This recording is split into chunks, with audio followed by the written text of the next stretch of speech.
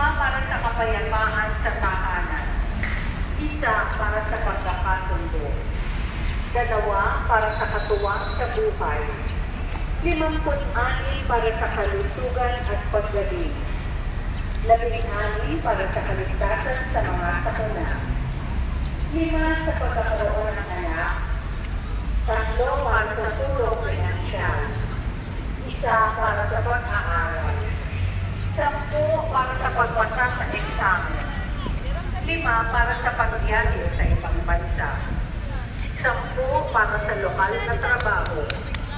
2 para sa trabaho sa ibang bansa. 27 para sa pangmaterial na biyaya. At 20,906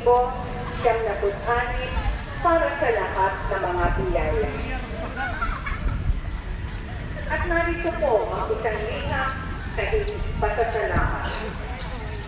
Dear Mama Mary, pinakamataas na papuri at pasasalamat sa